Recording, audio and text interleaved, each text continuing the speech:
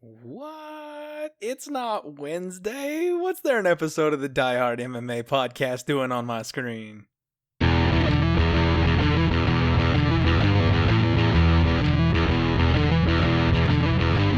Woo!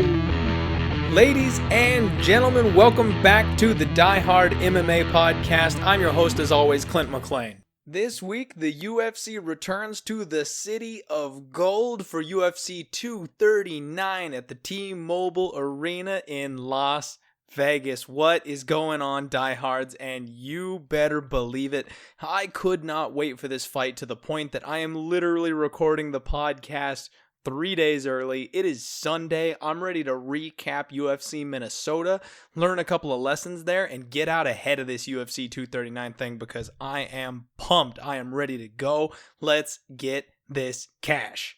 Right off the bat, let's dive straight into what was a phenomenally overperforming achievement at UFC Minneapolis. Holy crap. I tell people time and time again that these cards where it's no names, young up-and-comers, people who you don't know, these fight cards are the best. These are generally the fight cards that you just don't see coming. You're like, I only know like 2 people on this entire card. Why would I watch it? Because all of these people are trying to make names for themselves and they bring it. They come to fight. Holy crap, Minnesota was nuts. That fight was off the hook. If you taped it and you haven't watched it yet, go back and watch it. Phenomenal night of fights. I can't wait to watch some of these fights again when I'm doing tape studies for future fights because this was a really, really fun night. Now, I'm incredibly sad to report that we posted a -1 unit on the night. This should have been a winning night. This should have been a massively explosive payoff type of winning night, but I screwed up in a couple spots. You know what? Actually, let me take that back. I did not screw up in a couple spots.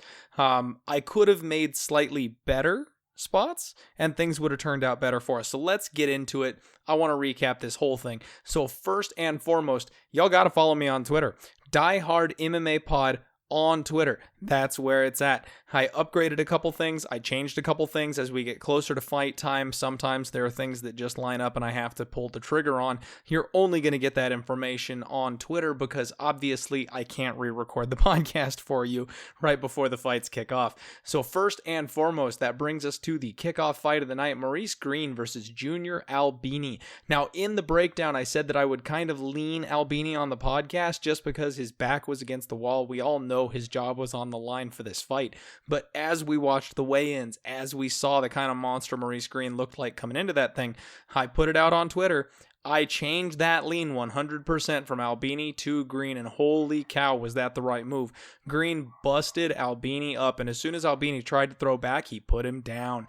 Greene by vicious round 1 KO. Now, I don't know what kind of a ceiling Greene has. He's still, Albini's Albini, right? So that's not massively impressive to beat Albini, but nobody's really thrashed him that way by KO on the feet. So it'll be interesting to see where Greene goes from here. He moves up to 8-2.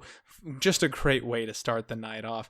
Anyway, the next fight, the women's strawweight fight, this one was very, very interesting. Emily Whitmire versus Amanda Ribas. If you recall in my podcast, I said that if we just had a little bit more information on Ribas, I would have made her an official pick. I was so close to pulling the trigger on her as a pick. I felt like it would have been irresponsible to tell you, my listeners and followers, to put money on Amanda Ribas when we haven't seen her in a cage in 3 years.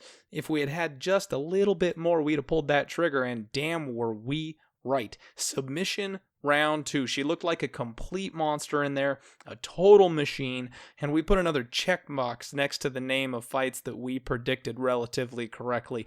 There was value on Ribas, just too many questions to get it done, and that really disappoints me because I said a couple times that I thought there was value on that line. She was way too big of an underdog. In fact, post-fight, 2020 hindsight, she should have been the favorite. Holy cow. So then we get into the light heavyweight division, and we talked about this ever so slightly. Dalucha champion Lungumbula, he was facing Daquan Townsend, and it really looked like the UFC was bringing Townsend in to take that L and then make Dalucha look good. However, this was a surprisingly good fight. Daquan might have some longevity here. He really looked like he was doing pretty good. Dalucha gassed out. Round 2 spent mostly on the ground on top of him. Really should have been stood up sooner. That was bad on the ref's fault. He should have really pushed the pace there, because it was obvious that Dalucha was just taking the round off. And as long as the ref will let you sit there in top of the other guy's guard, you're winning the fight, right? You've got control, technically speaking. Should have been stood up a whole lot sooner and forced the action. But Champion comes out at the very beginning of round 3 and blasts Townsend to the mat. He wins by KO there, moving to 10-1-0. So another finish, another good fight, but one of those big favorites coming through like we knew. Now, our first bet of the night was Jared Gordon against Dan Moret. And I am really frustrated by this, because we took the KO prop at plus 380. And there is so much value on that. They came out slugging in round 1. It really reminds me of when we took Cody Garbrandt by KO. We got Cody Garbrandt by KO against Pedro Munoz at plus 200. And round 1, they just threw down. And that's exactly what this reminded me of. I was sitting there chomping at the bit. I mean, these guys are just trading. And I'm like, we got the KO prop. This is perfect, because Moret's chin will not hold up. So it gets to round 2, and I'm like, all right, if they come out and do that shit again, we're going to cash this bet, because Moret gasses every single time. Gordon's going to be the fresher fighter here in round 2. Well, they decide to grapple in round 2, and I'm like, well, that's not great. But I do think that Gordon will ground and pound TKO. I think I said that in the breakdown, but I really believed that he would be capable of that. The problem here is he took kind of a short little run at it. He was grabbing Moret by the neck and pounding on him, but he didn't step on the gas. He did it for 3-4 punches, something like that, and then he let up. And then he did it again for 2 or 3 shots, and then he let up. And it became obvious that Gordon was content to just ride out the top position win here, which I can't fault him for, as far as from a fighter's perspective. He's down, 2 losses in the UFC. He feels like he needs a win to secure his job. So, I mean, maybe smart career move on his part, but he had all the tools and all the ability to cash our bet, and it just didn't happen. For a plus 390 prop bet, there was so much value on that, because he ended up in top position in round 3 as well. And same exact thing. He could have gotten it done. He just didn't go for it. He knew where he was at on the scorecards. He played it safe. He just got the W. I cannot fault him for that. Unfortunately, we took an L on that one, but like I said, as far as value is concerned, we turned a minus 350 favorite into a plus 380 dog, and we dang near got it a couple of times. So, unfortunate. I really was hoping we'd start the night off with a bang, but we're going to roll right along to lightweight, where Eric Anders, ya boy, holy crap, he came back with a vengeance. Moreira is, he did the same exact thing he did in his last fight. He kept his chin up. He tried one time to get that takedown, and Eric came back hard. Now, this is where I wanted to say we're going to take Eric Anders by KO, but the way Eric has fought in the past is he's been content to just kind of sit back on his laurels.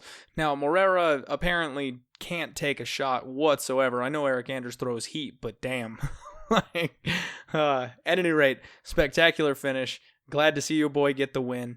I do think we're going to need to keep an eye out on him in the future, because as athletic as he is, I think he's limited. So when he gets to be these big favorite numbers, I think we'll have a good spot to fade him later on. This wasn't it. We passed on it.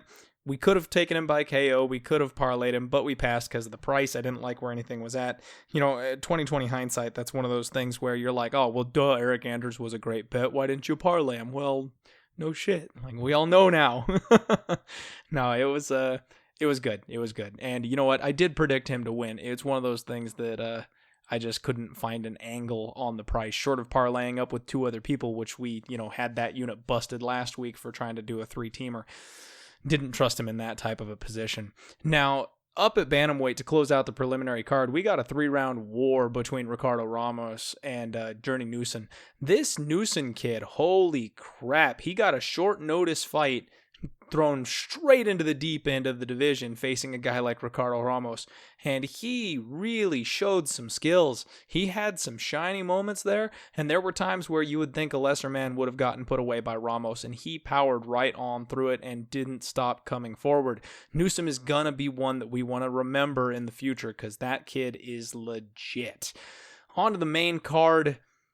Here we go with the regret the bet portion of the night. Light heavyweight division, Alonzo Menifield versus Paul the Bear Jew Craig.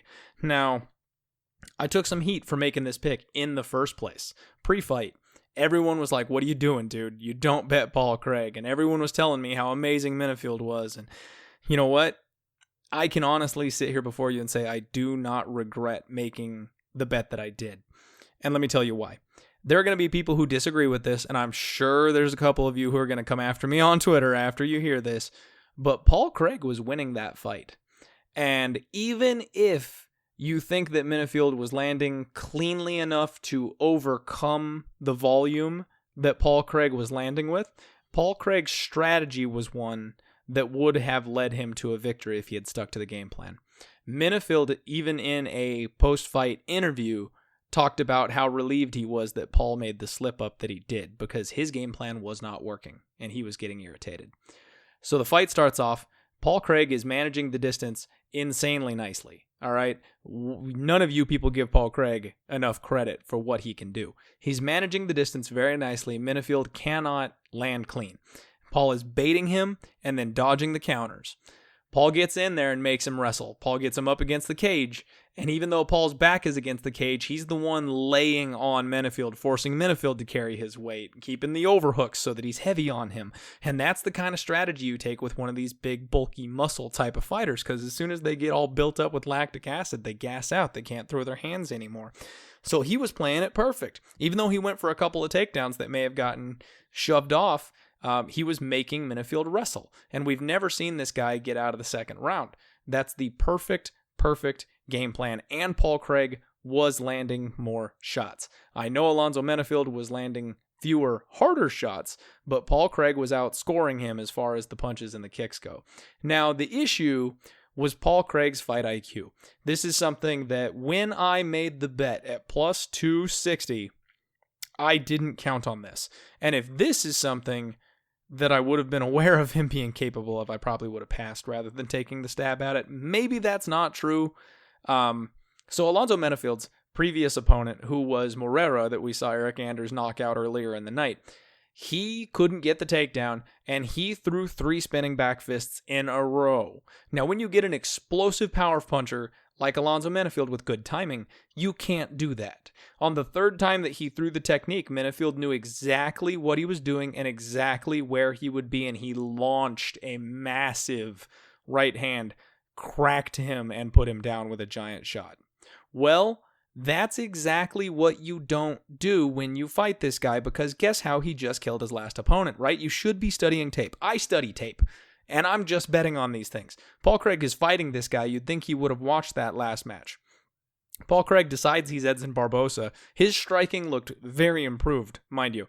That's something that I'm going to note for all of you because he's probably going to be an even bigger dog in his next fight. His striking looked very improved, but I think he fell in love with it. He felt like he was bulletproof. He felt like he was able to read Menifield. He felt like he was fast enough to dodge Menifield.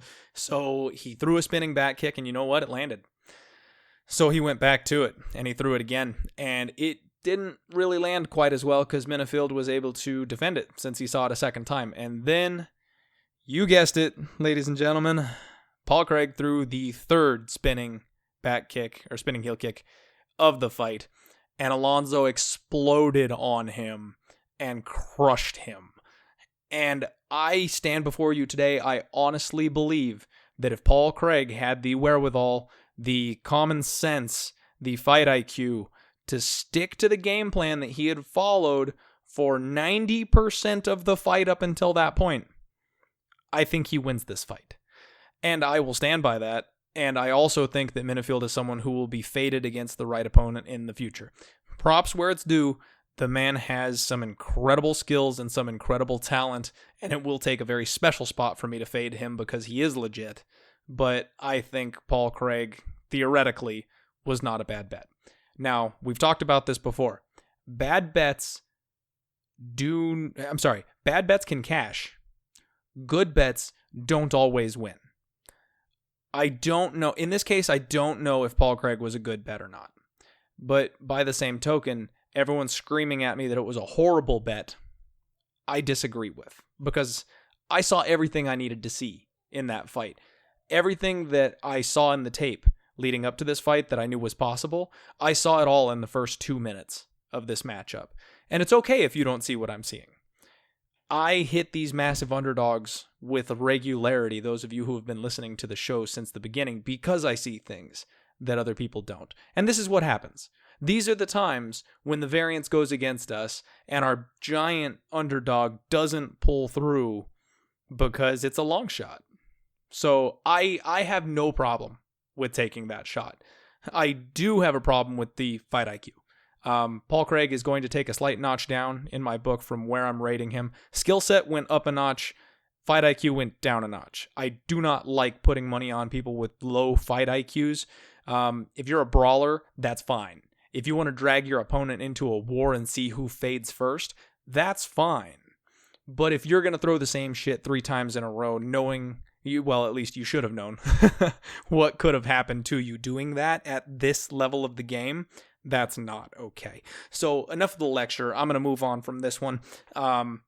Just a really frustrating spot for me, because honestly, when I made this card, when I game planned this card, I thought we were going to get one of those first 2 bets.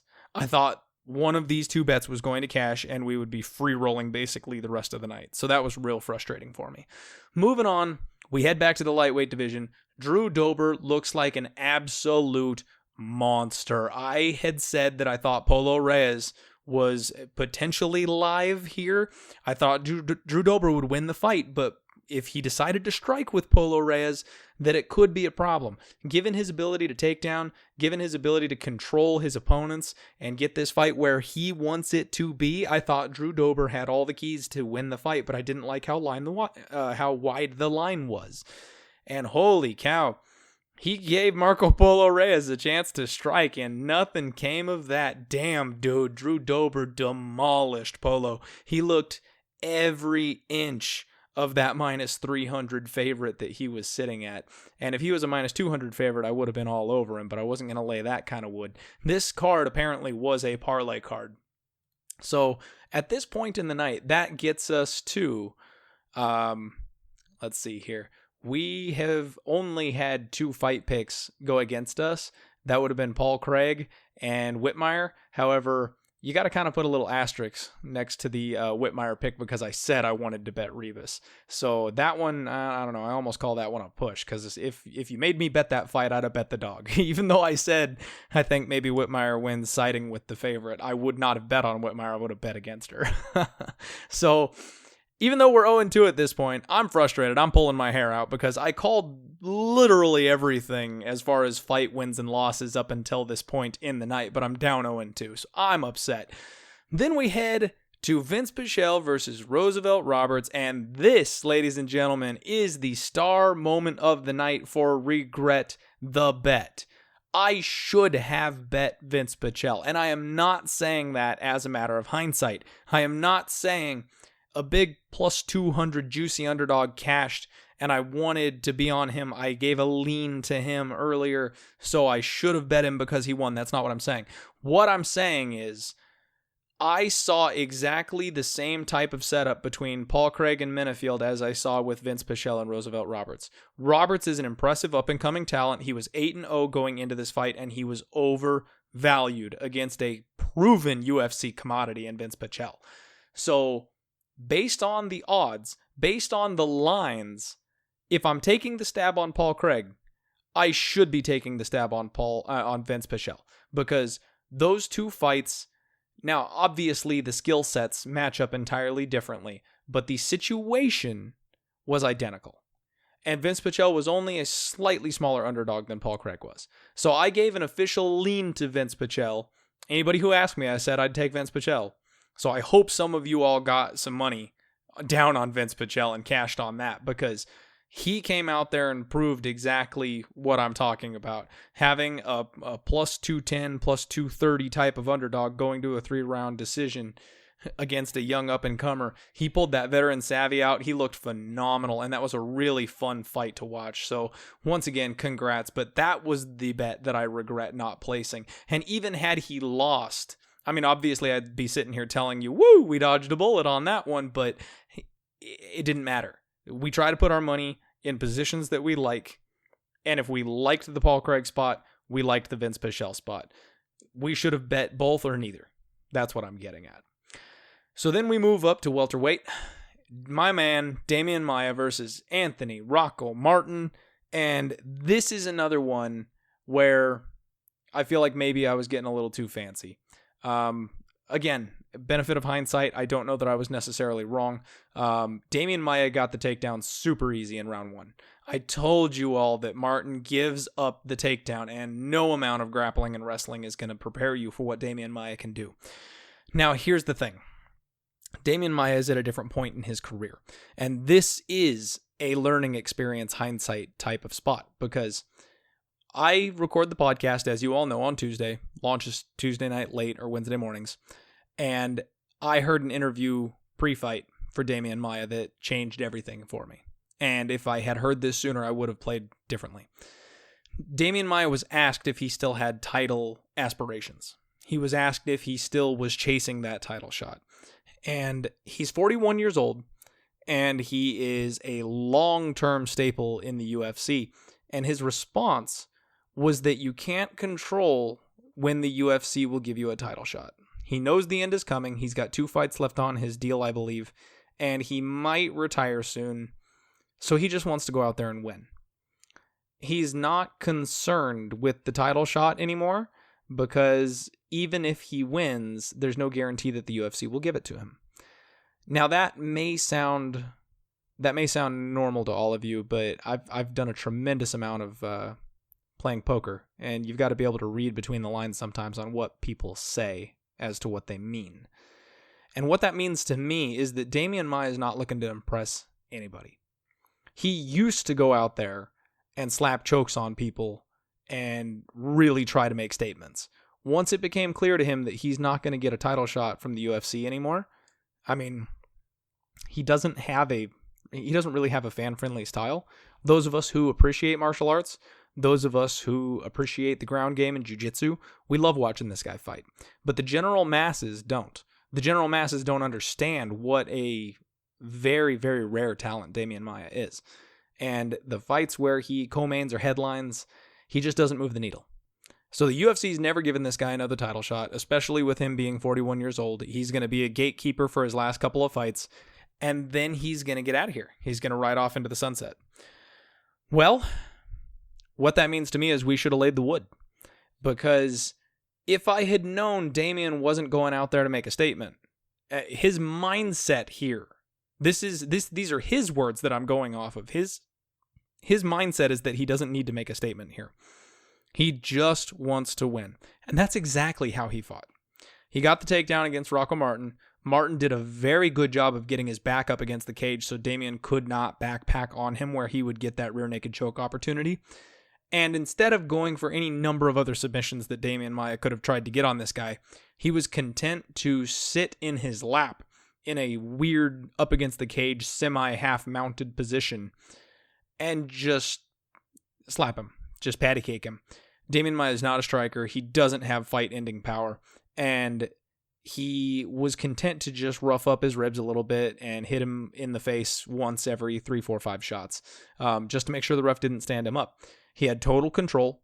He wasn't taking damage. There was nothing Martin could do to get out of that spot, so he was content to just sit there because he knew he was winning. And then in the 3rd round, he didn't even want to engage. In the 3rd round, he completely ran from Rocco Martin. I don't know if he even threw a punch, because he knew he was up 2-0, and there was no way he loses that fight unless he gets knocked out. So that was a tough pill for me to swallow. That was a really tough pill for me to swallow, because we took the poke on him by submission at plus 150, because those are insane odds to be getting on Demian Maia anywhere.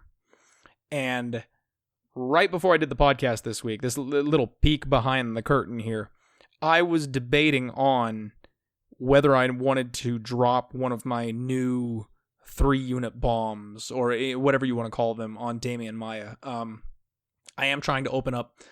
I know some people want to know which are my more confident plays and things like that, so I'm trying to keep that in mind and look for opportunities to do that.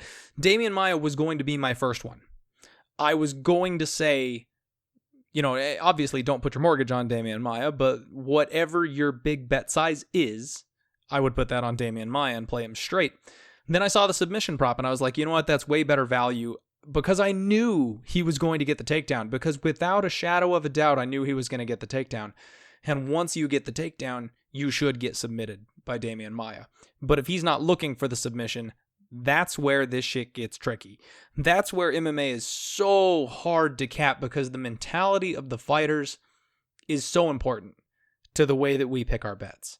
And if, like I said, it's really unfortunate that interview came out right before fight time, because if I had heard that before the podcast, we would have played him straight instead of taking the submission prop. So I have to eat another loss there. Unfortunately, we pick the winning fighter correctly, but the bet does not cash because, we just went over that. So I'm not going to continue lecturing you on that one either. I'm sure you all get the picture by now. I'm happy that we took the winner. If you're not, if you don't have access to props or anything like that, then, good stuff. I'm glad you probably cashed in on that one. I did on Twitter say that I would parlay Maia and Ngannou. There was someone who asked me what they should do because they didn't have props, and that was my suggestion. So hopefully some of you got that. Co-main event, flyweight, Joey Benavidez, man. What are you going to do with this guy? He's incredible. We talk about Cowboy Cerrone being maybe the most underrated fighter to never have a belt, or one of the most talented fighters to never hold a UFC title. Joseph Benavidez has got to be number one for that. The dude is so slick on every level. And I believe he's the one that I talked about last week's podcast, saying that this is a paper, rock, scissors matchup, and he's just a bad match for Formiga on all levels. Now, he was a lean going out of the podcast last week, and so much money came in on Formiga that he dropped all the way down to minus 125. And this is why you've got to follow me on Twitter. If you're not doing it already, get your butts over there. We turned the lean from Benavidez into an official pick at minus 125, because at those odds, you can't pass that up. I didn't really feel comfortable laying 160, 170 on him. Again, with the benefit of hindsight, that would have been fine, because he won by brutal round 2 TKO, and it was a thing of beauty. That was so fun to watch. It was a fun back and forth fight up until that point, and then Benavidez just poured on the gas.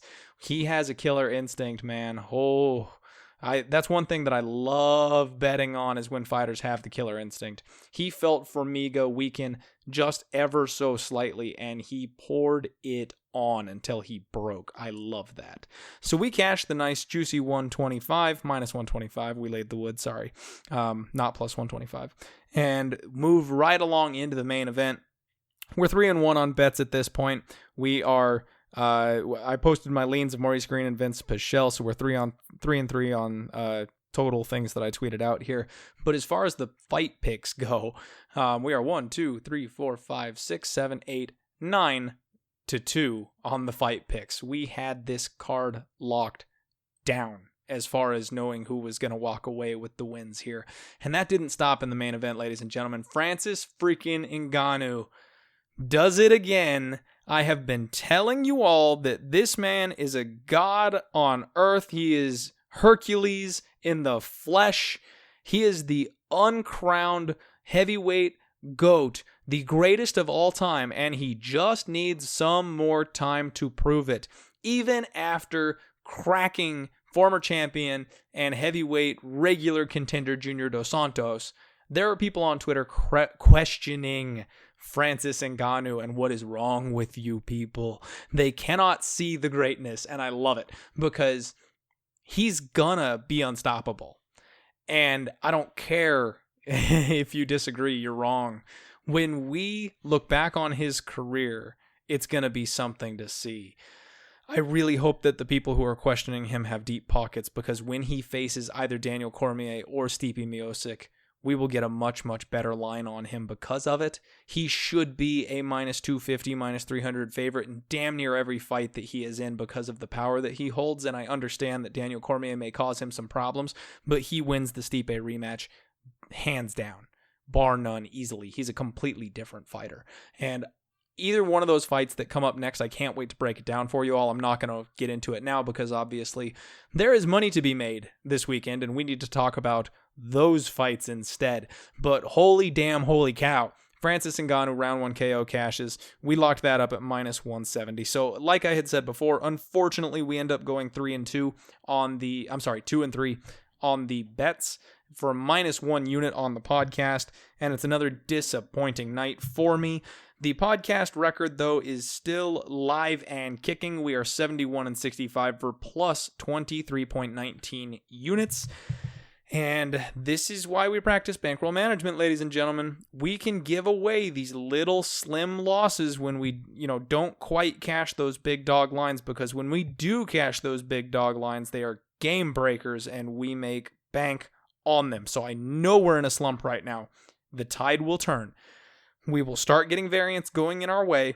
We will keep putting our money in good positions, and we will get it back. I promise you that. Thoughts? How you gonna get it out of here? Huh? How does that thing leave this room? God damn it! Before we get into UFC 239, I want to give some very, very exciting news to all of you. BetOdds Sportsbook, betodds.ag, has deemed us worthy to be an affiliate. They are officially an affiliate of the Die Hard MMA podcast, and they are offering an exclusive bonus deposit match if you sign up with betodds.ag. Use code FE6, EFB, for a 100% bonus deposit match from $50 to $500. The minimum deposit is $50, the maximum is $500 that they will match. It is an instant 100% bonus. If you deposit $100, you get credited with an extra $100 just for being a diehard MMA podcast fan. So it's always nice to have extra books for you to look for alternative lines. That way, if one is slightly better than the other, you can put your money at the best line you can get your hands on. Also, with a big fight like UFC 239 coming up, it's always nice to have a little extra cash. So head on over to betodds.ag, use deposit code F as in Frank, E as in Edward 6, E as in Edward, F as in Frank, B as in boy, and get yourself some free cash so you can make some extra money at UFC 239. Let's roll. And here we go. Kicking off UFC 239. We are in the women's bantamweight division. Juliana Avila faces Melissa Gatto. Now that, I believe, is incorrect. From what I understand, Melissa Gatto has pulled from this fight and she's being replaced by Panay Kianzad. And this one I'm not going to spend a whole lot of time on because at this point it doesn't look like the books have necessarily caught up. Julia was a -285 favorite over Gatto, and I'm not sure where the line is going to sit coming back on it. Now, this is a one where Kianzad got a UFC opportunity, dropped a sub to Macy Chiesa, and immediately appears to have been cut from the UFC. So she's getting another short notice opportunity to come back in here and fight in the UFC's octagon against Julia Raging Panda Avila. So I'm going to be interested to see where the fight line sits for this one, but until I get a betting line on it, I'm not going to spend a whole lot of time analyzing it. Because we were kind of looking at a different opponent before, so I don't have a whole lot to say. Let's move right along to some more interesting opportunities, in my opinion. The next fight up is a welterweight match between Ismail Nurmagomedov and Chance Roundcenter, I believe is how you say that. Rencountre. It's TRE at the end of it, but I think it's still pronounced counter. Not sure on that. Anyway, Ismail is 18-2-0. Chance is 13-3-0. And I'm very interested here. I'm going to have to spend some more time on this one. I believe this line is way too wide. Chance has impressed me. Chance has absolutely 100% impressed me. But Ismail is a monster. Both guys are young up-and-comers and I think have very, very bright futures in the UFC. Chance, like I said, is 13-3. He has a 69% finish rate. His only 3 losses have come by decision. And he got thrown right into the deep end facing Belal Muhammad in his UFC debut. Now, we all know about UFC debuts, octagon jitters, first time under the big lights, first time big step up in competition. So no real surprise here that he dropped a unanimous decision to Belal. Belal also is no joke. Now, he bounces back with a submission win over Kyle Stewart in the first round, and that's really the one that kind of got me looking. Now, Kyle is also new to the UFC, so similar kind of situation. We have to put a little asterisk next to it, but Kyle was 11-1 coming into that fight, and he really got handled by Chance. So, flipping the tables here, let's look at Ismail, the Austrian Wonder Boy, 18-2-0. He got thrown into the deep end of the UFC, maybe more so than Chance did. He took on Michel Prazeres. Michel Prazeres? Yeah, sorry. Trader. Shit. I can't pronounce anything today. Michel. He fought the Brazilian Michel, who is 26-3 and an absolute freaking beast. He was on an 8-fight win streak prior to running into UFC debuting Ismail and dropped a full 3-round decision. So stepping into the UFC at that level, with that caliber of an opponent, and handling him for a full 15 minutes, holy damn, that says something. Ismail is gonna be something. We have to watch this kid. But the line sits at -485, all the way as high as -530. This is this kid's second UFC fight against a fellow rising star/contender. And he's a -500 favorite. I may not be the first person who needs to tell you that these are shit the bed moments. The kid's only 22. He's got a decent amount of experience under his belt, and he does look very impressive. He is a monster. But is he deserving of a -500 betting line at this point? Especially when Chance went a full 15 minutes with Belal, and yes, it didn't go his way, but he got valuable octagon experience and then came back better just a little bit later and showed us what he can actually do. Oof. I mean, there's not enough there for me to actually take the stab on Chance at +385. I might end up sprinkling that because, damn dude, if you're giving me 4 or 5 to 1 on this kid, I might have to take that shot. The angle that I am going to take, however, is right now over at 5 dimes. Thank you, 5 dimes. You can get that this fight does not go the distance at -110. And we will be on that play, ladies and gentlemen. We're going to take the prop that this fight does not go to decision at -110 because these two are beasts. So of Chance's 13 wins, he has 6 KOs and 3 submissions. Only 4 of those have gone to decision. His 3 losses have also gone to decision as well, but when he wins fights, he tends to finish them. Now we'll flip over to Ismail, and it's even more staggering. 11 of his 18 wins have come by KO, 5 of those being submissions. He has 1 submission loss, 2 decision wins, and 1 decision loss. So only 3 decisions in his entire career. Out of 20 fights, he's gone to the cards 3 times. And to be fair, both of these guys were facing grapple, heavy, solid, stocky type of opponents in their UFC debuts. Both of them gave up some shots. Both of them gave up some real shots. Ismail damn near finished Michel when they fought. He landed a huge, beautiful head kick, and Michel is a grappler first, so he reverted to his grappling tendencies right after he got caught and was able to wrestle his way to clearing the cobwebs and keeping that fight going. But an opponent who doesn't have quite as much grappling experience probably would have stand and traded a little bit more or not protected themselves and gone down to ground and pound after that point. Well, enter Chance Roundtree. Rencountre. Chance. Fuck. The Black Eagle. That is his fight name, by the way. So the Black Eagle is stepping in here. Both of these guys are long and tall and rangy for the division, and they both seem to be predominantly strikers. They both have left their chin up and wide open. They seem to be the take a shot to give a shot type of fighters. They both got landed on in their UFC debuts against some really tough opponents. If these two are going to stand in the middle and go for it, I don't really see either of them going for the takedown. I think that they have opportunistic type of attacks when it does hit the ground, because both of them do have a couple of submissions, but I haven't seen a whole lot of evidence of them chasing the grappling, which leads me to believe this is going to be a banger. And if this is a banger with the type of finishing and KO ability that both these guys have, rather than, I don't know, we still might end up on that dog line. Maybe. Follow me on Twitter. We're just going to hope that one of these guys falls down. Very similar to what we did with Tony Ferguson and Donald Cowboy Cerrone. We're just going to hope that one of these guys can't take the punishment. We'll risk 1.1 units that this fight does not go the distance. Next up, we're rocking the UFC's middleweight division, 185 pounds, where Edmen Shahbazyan is taking on Jack Marshman. And this is another one where I've got to scratch my head just a little bit at this line. I am an absolute fan of Edmen Shahbazyan. This is one of those kids that the very first time you see him fight, you go, whoo, damn, and put a little checkbox next to his name, because he is going to be one that you want to keep an eye out for in the future. The problem is this particular fight has me with some questions.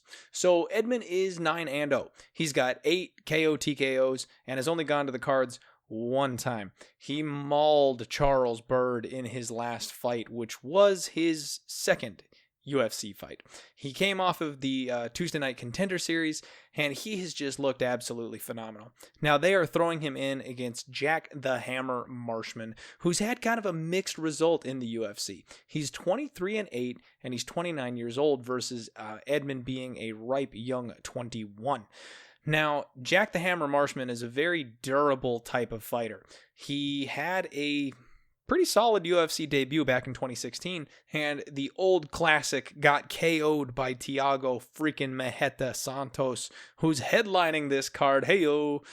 He then bounces back with a win over Ryan James, and that's one of those ones where he seems to really do well and thrive against lower level competition, but then once he steps up, he gets in trouble. So he gets subbed quick by ACJ, Antonio Carlos Jr., and that's where you kind of, again, you can't really fault him. Losing by submission to ACJ is like losing by submission to Damian Maia. That's what happens. When you have a hole in your game that these top tier high level guys can exploit, they get you. So then he faces Carl Robertson, who is another one of these rising up and coming contenders off of the Contender Series, quite literally. He's been impressive so far. He's been very, very impressive so far. He's 7-2-0, and one of the reasons he's got that one of those 2 losses is because he decided to jump up on short notice and take on Glover Teixeira. Unadvisable. So anyway, Jack Marshman bounces back against John Phillips. He ekes out a split decision against this guy, and he's had a bit of a rough go. He's from SBG Ireland, the Conor McGregor camp, and he is 0-3 in the UFC. So, I mean, really not looking like a UFC caliber kind of guy. So, against the very bottom tier fighters, not necessarily bottom tier, I guess Ryan James isn't quite that bad, but you get my point. Against the low level opponents, Jack Marshman is good to go. Against the semi higher level opponents, he just can't quite hang. Now, he did go to decision with Carl Robertson, which is something. It's not like he got blasted out of there by Carl Robertson like he did against Thiago Santos. So, I mean, he's serviceable. That's kind of how I grade his skill set when I watch him fight. He's very serviceable. And I don't know if Edmen should be quite this big of a favorite. Over at BetOnline, Edmen is sitting at -650. You did not hear that right. He is a bigger favorite right now than the headliner John Jones is over Thiago Santos. Whew. I got a hard time getting there on that one. Jack Marshman is a very serviceable opponent. Edmen Shahbazyan is legit. He's about as legit as it gets. And he fought his way to a split decision over Darren the Dentist Stewart in his UFC debut, which that's a high level to step in against. And a high level win considering what we've seen Darren Stewart is able to do. And he TKO'd Charles Byrd, which is exactly what he should have done. So far he's proven that he's got the goods. He's a phenomenal striker. He's very athletic. He's very tall, long, and strong for the division. I really like him, but I cannot wrap my brain about -650. This is one of those ones where I'm going to have to take an unfortunate pass simply because I don't see, he shouldn't be that big of a favorite. I'm sorry. The line is far closer than that. He should not be that big of a favorite. And Jack Marshman is going to have that veteran savvy experience. I mean, he has some KO losses on his record, but the only person in the UFC to actually get there on him was Thiago Santos, and everybody loses by KO to Thiago Santos. I could see this being a gritty fight. Now, I definitely can see Edmund Shahbazyan winning this thing by finish, but I just hate that line. I can't stand that line. I can't tell you to parlay Edmund Shahbazyan at that line because it's too massive. It's not going to do anything for us. And the fight doesn't go to decision prop is minus 170. I mean, maybe there is some value there because more than likely Edmund gets it done inside the distance, but we did just see Jack Marshman grind out a couple of split decisions, so there's no guarantee that's going to happen either. Too many questions. Complete pass, but should be a damn fun fight to watch. We're going to head right back to the UFC's bantamweight division where Alejandro Perez, 21-7-1, faces Song Yadong, who is 13-3-0. And it is rare. It is very, very, very rare these days in the UFC when there is an Asian superstar knocking on the door. And the UFC has one on their hands here. Song Yadong is a complete monster. He is a beast. He trains out of Team Alpha Male and he hails from China, and he is just on an absolute roll. He really seems to be coming into his own since he stepped into the UFC. Now, Alejandro Perez is going to be a step up in competition for him, but I absolutely 1000% think that he can handle it. Song Yadong is so explosive. He is so damn explosive. And considering that he trains with the beasts wrestling over there at Team Alpha Male, we haven't seen a whole lot of grappling from him, but you can best believe his takedown defense has got to be on point. When you're training with guys like Uriah Faber, you're out there with, well, I don't know if he was there when TJ was there, but all of those guys have a wrestling base. So in sparring, in training, he's seeing that wrestling quite a bit. And this seems like a spot to me that the UFC is really... Now, remember, we always talk about this. This is an angle that I love. This is an angle that I absolutely love. We find a guy who the UFC wants to see succeed, and we ride with them on it. When the UFC sets up a fight for a fighter, you want to be on the same side as the organization. They know they have a star in Song Yadong. They're trying to bust further into China as a market, so they want to see this kid succeed. They're not going to pair him up against a crazy grappler who's going to be able to take him down and grind him out. And that's where I really would think there'd be some chance at winning this fight, is if you can pin him down and you can stifle him, then he's going to have a problem. But they don't do that. They keep giving him guys that'll throw. They keep giving him guys that will stand in front of him and trade, and that's exactly what Alejandro Perez does. Now, Alejandro Perez, he's pretty damn well-rounded, and he's been on quite the streak himself. I mean, he is, if you don't count the draw, he's on a six-fight win streak. 7 if you want to throw that draw in there saying, maybe that should count as a win. So 6-fight win streak. He dropped a decision to Cody Stamann, who is a very, very tough out and who is a guy that uses his wrestling quite a lot, actually. There wasn't a whole lot of grappling in that fight, though, and Alejandro Perez did manage to get one just sheer power type of takedown on Cody that I saw. So that was impressive, but he's not the kind of guy that's going to step in here and grapple with Song. He's going to want to stand toe-to-toe with him. And I think that Song Yadong has better use of angles. He stays very light on his feet, and he definitely knows how to move around his opponents. And then when he explodes, he's just got nutso power. I know I've said it a bunch of times, but the explosiveness on this kid is something else. I think this fight goes all 3 rounds. Maybe. Right as I said that, I'm kind of rethinking that. Realistically speaking, both of these guys have the power to get it done inside the distance. I mean, out of his 21 wins, Perez has finished by KO 9 times, and out of his 13 wins, Song has finished by KO 4 times. He's also got 3 submissions to his name, but they both go to decision a decent amount, so I would expect to see this be a kind of a point style striking match. If there's an over on it, if they set it at 1.5, I'd smash that over. I'll bet you it's going to be set at 2.5 and more than likely going the distance.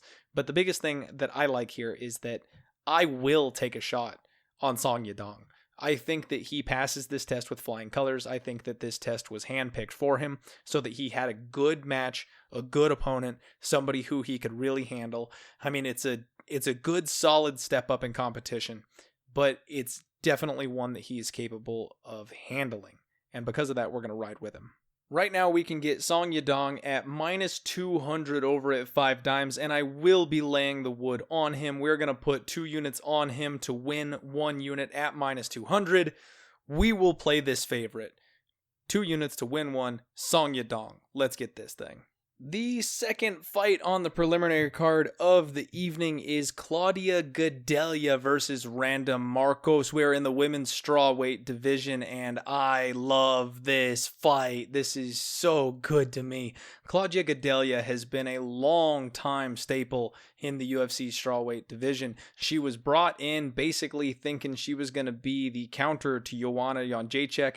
We broke down her fight very, very recently against Nina Ansaroff, and so all of you may remember that one because it was pretty recently that we talked about that. I mean, I guess the fight happened back in December of 2018, but I feel like I just talked about her.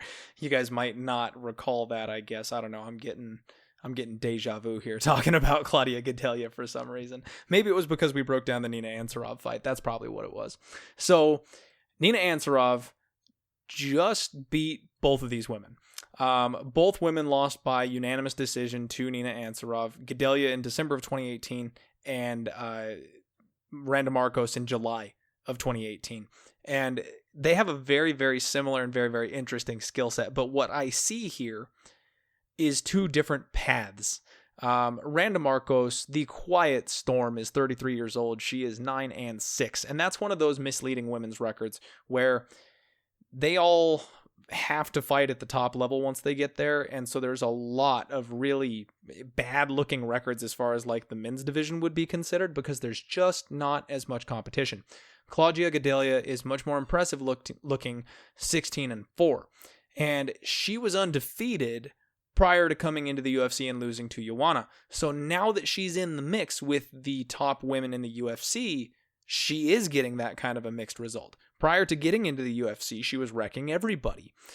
She is a powerhouse. Very, very similar to Jessica Andrade, where she really, really depends on being the more physical of the two. Whenever she gets in there against another woman, if she can overpower her, she is more than likely going to win. But she's fading, ladies and gentlemen. For whatever reason, I feel like Claudia Gadelha is not there anymore. When she first stepped in against Joanna, she was a machine. She was a monster. And then when she fought Jessica Andrade in September of 2017, I feel like something happened. Something changed. I'm not sure if she took a lot of damage because I don't think she really had up until that point. Or if maybe it was that mental aspect of, I'm the best in the world, but then you know you're not because you lost to Joanna twice. Well, then you lose to Jessica Andrade. And that kind of snuffs it out of you just a little bit. It's almost like an Alexander the Mauler Gustafsson type of situation where I really think she knows. She knows she's not going to be the champion. And when you know you're not going to be the champion, but you still are trying to compete in your sport, there's just a little bit of that fire, a little bit of that intensity, especially in the training and the lead up to it. The confidence, it wanes. It's just not quite there anymore. And she posted a full 3-round decision loss against Jessica Andrade, who you're not going to go power for power with that woman. We've seen that. We've been shown that very clearly. And then she faces Carla Esparza. She wins a split decision over Carla Esparza, and let me tell you, I cry robbery. I watched that fight back before doing this podcast, and we were on Carla Esparza at a nice, juicy underdog price. I thought Carla won the fight when we were watching it live, and I think Carla won the fight right freaking now when I'm sitting here telling you that I rewatched it. It was a split, hair-thin decision fight, and I guess it could have gone either way, but I really think it should have gone to Carla. And in that fight, Carla did something that I never would have thought possible. She rocked Claudia Gadelha with a huge shot. as far as Carla's shots are concerned. Now, let me think about that for just a second. All of you who have been around for a while, all of you who have watched UFC or fighting in general for a long time, you know who Carla Esparza is.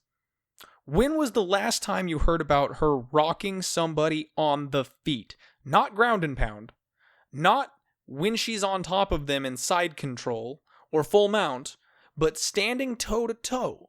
When she throws a 1-2, when was the last time you saw Carla Esparza rock anybody?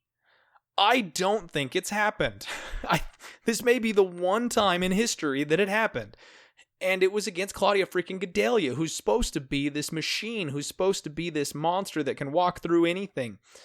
Carla knocked her silly, and I'm so disappointed that she wasn't able to capitalize on it. And, sorry, that fight makes me sick. Carla should have won that.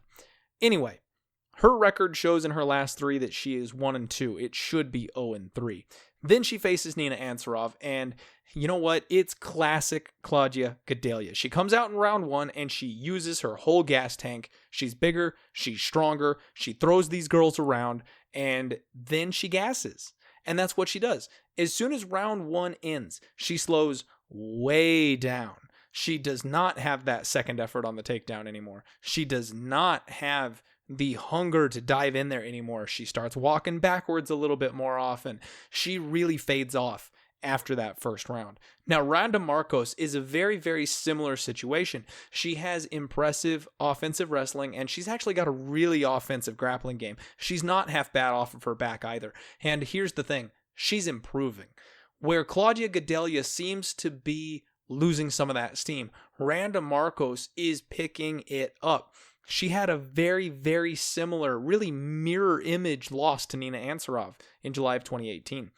Then she had this really weird majority draw fight with Marina Rodriguez, and I gotta wonder if maybe there wasn't something going on mentally there or something, because I want to kind of draw a line through that one. It didn't match up with some of the other fights that I've seen her in, and I don't know. I've got a weird feeling about that one. I'm not really counting that one a whole ton here. She faces Angela Hill just a couple months ago in March and wrecks her. Now, I know Angela Hill is a far cry from Claudia Gadelha. I know she's a big step down from Claudia Gadelha, but she subbed her in the first round. And if Angela Hill is known for anything, it's being durable. She's only got 2 submission losses on her entire record. And the first submission loss came at the hands of Rose Namajunas. You don't sub this girl. She is not one to step in there and be finished. She loses decisions relatively regularly, but she doesn't get thrown around like that. So Randa Markos handles Angela Hill. And now she's getting this step up against Claudia Gadelha. And she's being disrespected by the books. She opened up at plus 220. And I'm really, really glad that I get to do the podcast early this week, because I think that money is going to dry up. Money is pouring in on Randa Markos, as it damn well should. We can lock her up at plus 204 right now, but that line is going to continue to plummet. Now, there might be some buyback opportunity a little closer to fight time if Claudia Gadelha gets low enough, but this line is way too wide. The quiet storm is rising, and Claudia Gadelha is in a spiral. This is going to be a close fight. This is going to be a grappling, heavy fight. They're going to out-wrestle each other. The one thing is that Randa can fight off her back, and I don't think Claudia can as well. Randa is going to be strong, and she's going to be able to defend against Claudia's takedowns. Even if she gives up the takedown, she's not going to lose by submission in the first round, which means when we get to the second round, Randa Markos is going to have a wide open door to win this thing, because she should be the fresher of the 2 fighters. I think she has a better gas tank than Claudia Gadelha does. And we are going to roll the dice on a big, fat, juicy dog and try and take advantage of another fighter who just seems to be slipping. We're going to roll with the quiet storm Randa Markos at plus 204. I'm going to touch just ever so quickly on this canceled bout, unfortunately, because Sugar Sean O'Malley popped for a pulsing steroid situation, kind of like John Jones's. And this fight has been pulled off of the board. I'm going to go ahead and show my hand here. I was planning on fading Sean O'Malley against Marlon Chito Vera, and I was really hoping that Marlon Vera would get a replacement for this fight because I'm high on this guy. I really like Marlon Vera. And Sean O'Malley, as much as I do like Sugar Sean, he's being pushed way too hard, way too early. And I think that Marlon Vera is a vicious step up, a killer who would take advantage of some stuff that Sean O'Malley does. So unfortunately, we're not going to get that. That would have been a nice underdog shot. I think Vera was a slight dog in this fight because of the popularity of Sean, and I think more money would have come in on Sean as well. So that would have been a play. I was locked and loaded and ready to go on that one. But c'est la vie. We will move right along. Gilbert freaking Melendez returns to the featherweight division, and he is facing off against Arnold Allen. Now, this is a passing of the torch kind of fight. Arnold Allen is 14-1-0, and Almighty is only 25 years old. El Nino Gilbert Melendez is 37. Poor boy's getting to the end of the road here, and he is currently riding a 4-fight losing streak. And it's really a bummer. I kind of wish he would have just rode off into the sunset here, because I mean, he's going all BJ Penn on us here. Now, he's not getting starched. He actually has been going to decision in all of his losses, except for the one submission from Anthony Perez. And he had that absolute treat of a war with Diego Sanches back in 2013. But his durability is holding up. Arnold Allen is the new breed, though. He's going to be taller. He's going to be stronger. He's going to be faster. And El Nino just shouldn't be taking fights like this. I don't know if this is one for the glory days. I mean, I'm going to be very curious to see what his pre-fight interviews and things like that say, because if he comes out here talking about another run at the title and shit like that, I mean, sit down, Gilbert. I'm sorry. You're a legend. I love you. It's been a pleasure watching you fight, but these are not the kind of fights that you're supposed to be taking. And much like the BJ Penn that we spoke of, the books and the bettors are all over this. Arnold Allen opens up as a minus 250 favorite, and he has been bet immediately up to minus 350. Now, Gilbert Melendez bounced back on that as plus 260, plus 270. If this landslide continues, I might be forced to take a flyer on Gilbert Melendez because the line is way too wide. Arnold Allen has some very, very impressive skills, and he is fighting out of the TriStar gym, which is a damn good gym. That's where GSP hails from. And he has an impressive record since getting into the UFC. I mean, he's only had 5 UFC fights. I say only, but that's actually a lot of fight time. All 3 fights have gotten into the 3rd round, so he has logged a ton of time in the UFC for a young fighter. And he's steadily increasing his level of competition. Now, Gilbert is going to step in here and look to make this thing ugly. He's going to make this thing a war. At least he's going to try to. But I don't know if he's capable of that. And this is, technically speaking, a step down in competition for Gilbert Melendez. His last 4 fights have been Anthony Pettis, Eddie Alvarez, Edson Barboza, and Jeremy Stevens. So, do we count Arnold Allen in that company? No, we do not. But we also haven't seen Gil for about 2 solid years. He has been doing UFC commentary, and as far as I can tell, his mind is still sharp, but we do not know the kind of condition that his body is in. Arnold Allen is going to have a significant height and reach advantage, which I already mentioned, and I do think that he's going to be able to keep this fight standing. And if he keeps this fight standing, being the taller, longer fighter, he's just going to be able to pick at Gilbert Melendez from a distance. So even if this thing does go the full 3 rounds, he's just gonna beat this old man up from distance. Lots of leg kicks, lots of range shots, and I don't know if Gilbert's gonna be able to do a whole lot about it. Now, I know he fared well against Edson Barboza, but that was back in 2016. I mean, you don't want to be messing with aging fighters like this necessarily. We will keep a close eye on this one. I'm going to recommend a pass at this point, simply because I don't know.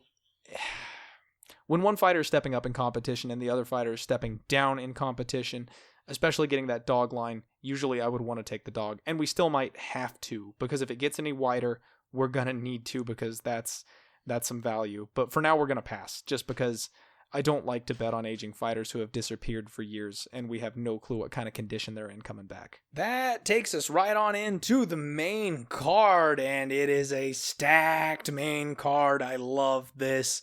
We kick off with a barn burner. Diego, the Nightmare Sanchez, returns against debuting welterweight Michael Chiesa. Now, this, ladies and gentlemen, is fun. We have lots and lots of history with both of these fighters. We cashed that big, juicy, tasty plus 160, I want to say, Diego Sanchez against Mickey Gall when he TKO'd him in March 2019. That was a delicious win for us. We have successfully rode the Diego dog train, and on the other side of this, we, I believe, have faded successfully Michael Chiesa.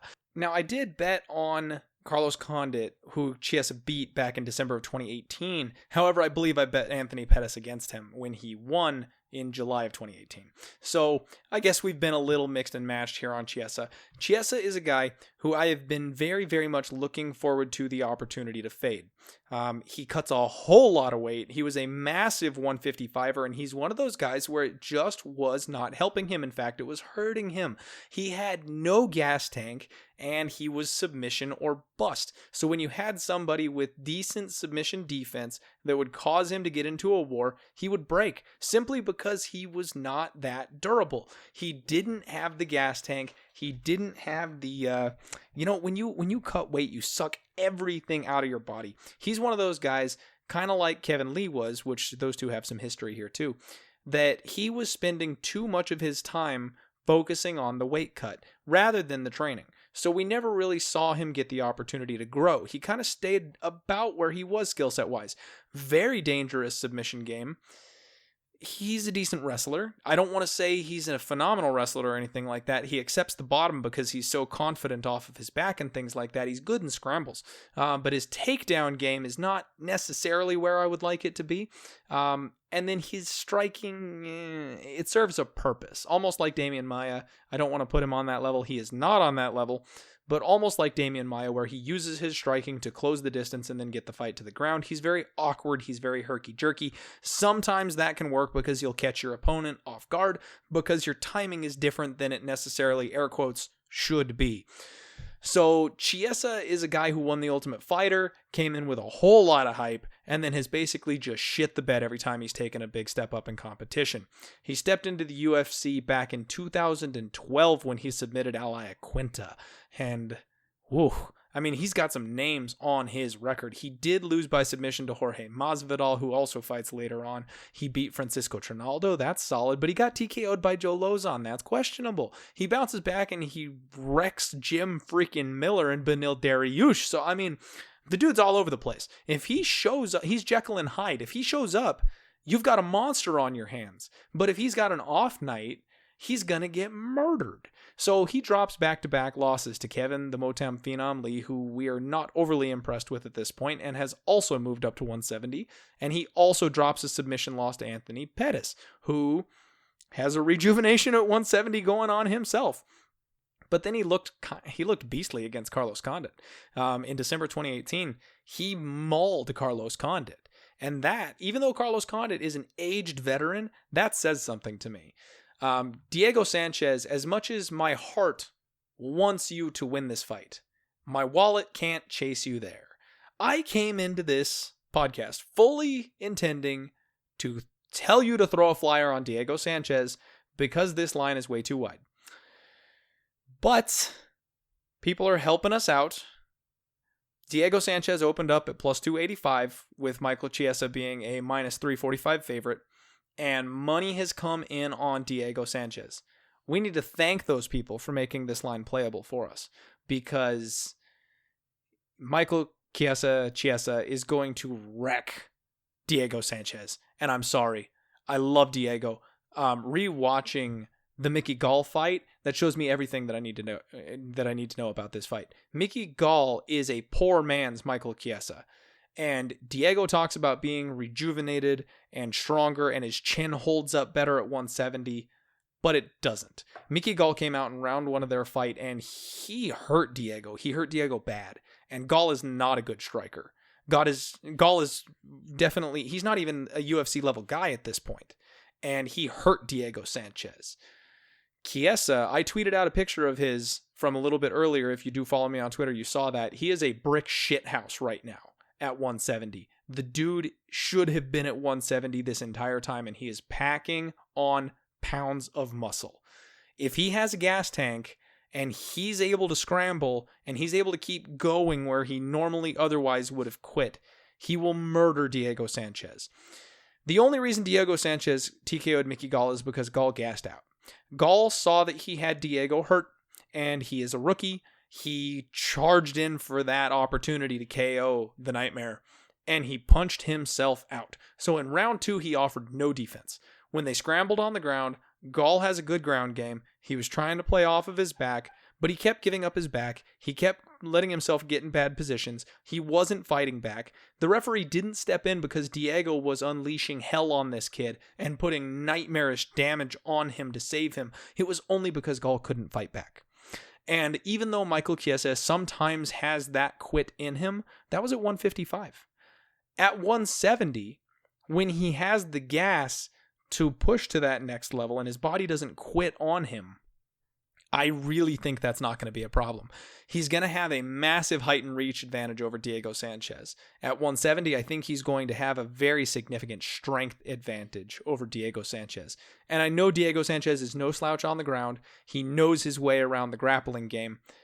If Chiesa gets into the positions that Gall was in, he will sweep or he will attack with submissions where Gall just accepted the striking. And I know that Chiesa can take the shots that Diego was landing on him.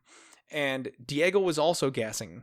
Diego was also slowing down. He is 37 years old, and he has been fighting his entire life since all the way back in 2004. I mean, I love Diego, but I can't. I just can't here.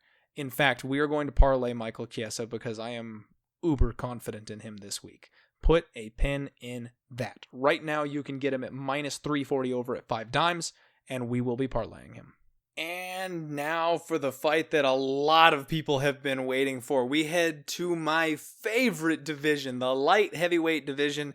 Jan Blachowicz is facing off against Luke freaking Rockhold. Luke Rockhold is very, very similar to Chiesa in the fact that he's pulling the, I'm going to take a weight class up to revitalize my career move. And I just think it's happening too late.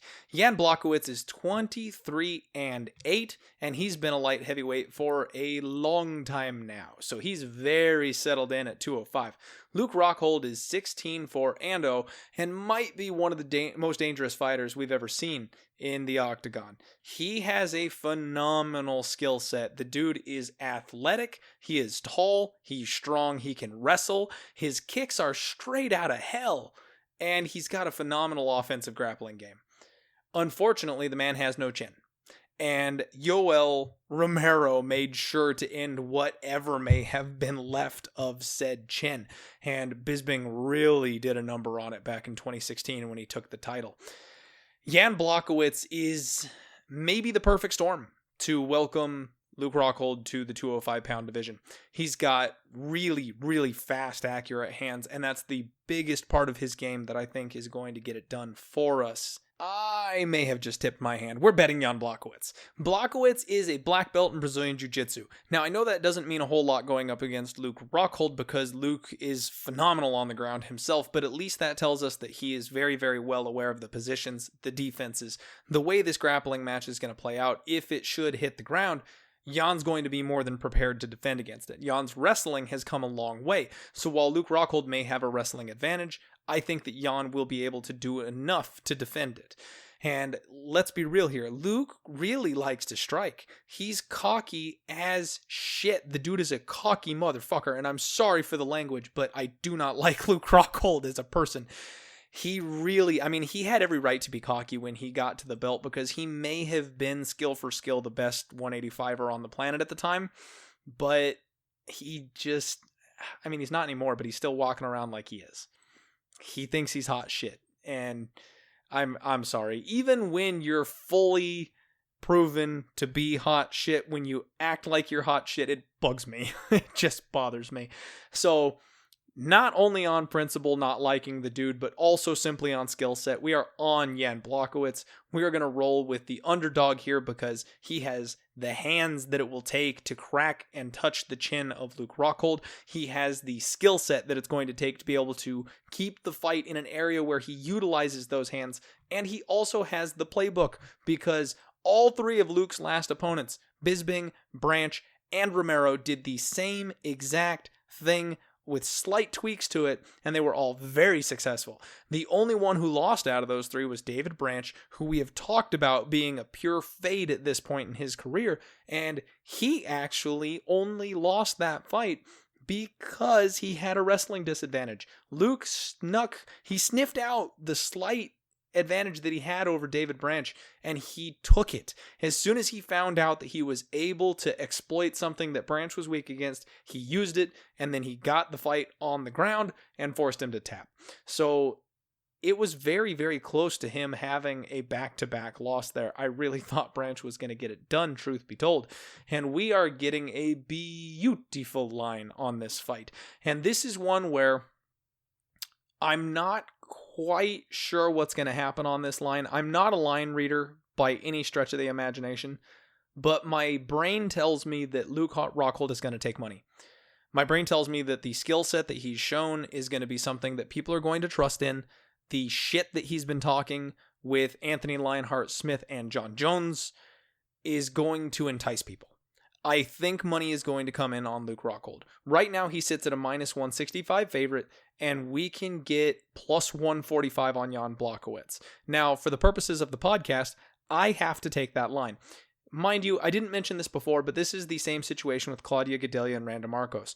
I think that more money is going to come in on Claudia Gadelha for a very, very similar reason. So if you want to sit tight and see if that line moves at all, you might get a little bit better of a line a little bit later in the week as we get closer to fight time. But I'm going to have to record these lines right here and now because guess what? It's podcast time. So we're going to lock up plus 145 on Jan Blachowicz. And if this goes a 3-round decision, Jan's got the skill set to win that. If it goes to the ground, as much as I don't necessarily see Jan winning this thing by submission, because Luke has never lost by submission, he does have the skill set to do so. And if it stands on the feet, I really think Jan is going to KO him. Because Jan has been able to stand in there with monsters like Cannonier, Manawa, Krylov, and I know he got KO'd by Santos, but everyone gets KO'd by Santos, and that was in the 3rd round of their fight. Back in 2016, he went a full 3 rounds with Alexander Gustafsson as well. The dude is no slouch, and it's really just comes down to the hand speed for me. The boxing and the hand speed is going to be Luke's undoing, and getting plus 145 on that, a weight class up where the boys hit harder, I like it. Let's roll with the dog. We're going to dip down a weight class or two to the welterweight division where fan favorite Ben Funky Askren is finally getting in there against Jorge Masvidal, game bred. And this is, I know I've said it a lot, this is such a good fight. This card is so stacked top to bottom with good solid names and interesting matchups. Oh, this may be the card of the year thus far as name value and fight value goes.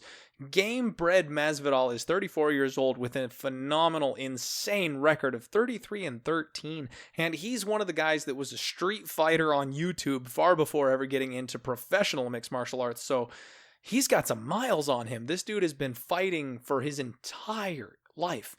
Ben Funky Askren is 19-0. He's also 34 years old, and this will be his 2nd UFC fight. If you recall, in March, he made his UFC debut with that insane, weird bulldog choke over Robbie Lawler, which Robbie protested. And we're still not sure whether or not Robbie was out. He impressed me, though. In that first debut of his, I mean, he comes in, he's been fighting in all the smaller organizations, BFC, Glory, Bellator, One FC. Everybody basically thinks if you're not in the UFC, you're facing a lower level of talent. And that's something that is both true and not true. They have less than UFC caliber guys, but some of their top end, some of their deep end guys could very easily fit right into the middle or the deep end of the UFC as well. We saw that when the UFC took over the WEC, where those guys came in and wrecked shop. I mean, a couple of them even took belts. Like, they are no joke. So just because he wasn't in the UFC does not mean that he was facing lower level talent. He steps in here and takes on Robbie freaking Lawler. Maybe one of the worst opponents that you could possibly debut against.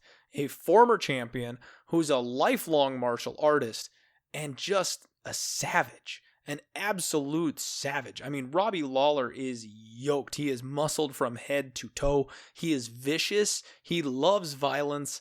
And he wants to put it on everybody he gets in there with. He's one of my favorite fighters, and I love watching him fight every single time out. He's 28-13. He is 37 years old. So maybe towards the end of his career, but he's a wrestler himself. So the fact that Ben was able to get out there and hit some takedowns on him, I want to say relatively easily, control the grappling in that fight, was impressive. Very impressive.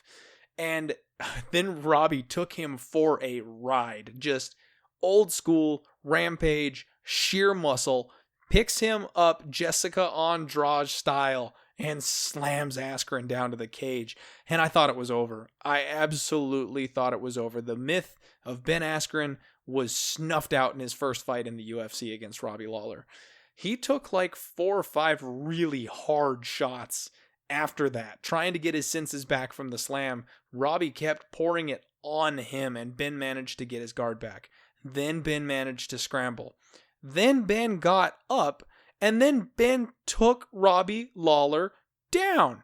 They got into another scramble, and Ben got his freaking massive biceps around Robbie's head in a bulldog choke, something that I don't think we've ever seen in the UFC, and Robbie goes limp. Now, it's a blood choke. So those of you who haven't done Brazilian Jiu-Jitsu before, you may not understand the difference between an air choke and a blood choke.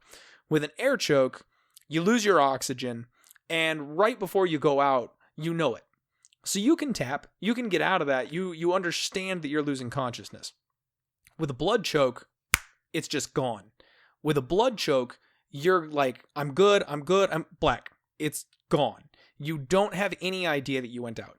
I choked out a guy once with an arm triangle grappling, and I'm not trying to brag here, I swear. He is a higher belt level than me, and I snapped him with my very best submission. The arm triangle is my go-to submission, and I put him out cold.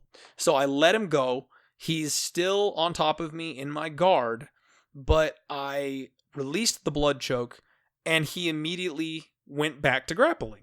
And he was like, come on, man, let's go. And I was like, whoa. I was like, you okay there, dude? Like, I just choked you out. And he was like, no, you didn't. I mean, he literally like argued with me that I didn't choke him out when he was snoring and gurgling and laid for a good couple of seconds on my chest unconscious after I had let him go, because you don't know. And your brain can't remember it because it's lost all oxygen and blood. So that's kind of maybe what happened here. Robbie's arm goes limp, and Herb Dean steps in and saves him. Now, Robbie claimed that he knew what was going on and that he was relaxing to just try and wait it out.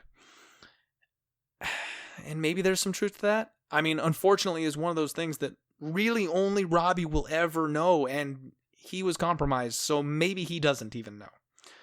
From the look of it, he goes limp.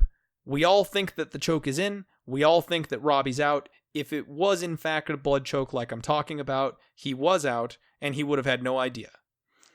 So maybe Ben Askren choked out Robbie Lawler. More than likely. But maybe he didn't. There is always that slight chance that he didn't, because as soon as Herb Dean stepped in to wave Askren off, Robbie popped up to argue the submission. But that's exactly the kind of thing that I'm talking about here, that as soon as the blood rushes back into your head, your senses all come back. The other thing to consider here is Robbie wasn't going anywhere. So if he wasn't fighting that choke, if he wasn't fighting Askren's hands, if he wasn't going for a hook, if he wasn't trying to wrap one of the legs with his own, he was never getting out of that blood choke. And if you Google right now Ben Askren watermelons, you can see the man squeeze a couple of full-sized watermelons to death. It looks like a crime scene in the exact same grip that you do the bulldog choke. So even if Robbie wasn't out yet, my stomach tells me that he was going out and he was going to stay out. It was just a matter of time. So, all that being said, I know that was a huge breakdown for a single fight, but it was a hell of a fight, and it was a hell of a debut. And it really showed me that Ben Askren does not stop coming forward. He has got the peak physical human body. You will never see a body better than Ben. I'm kidding. He has a complete dad bod. It's really hilarious. But he doesn't stop coming forward.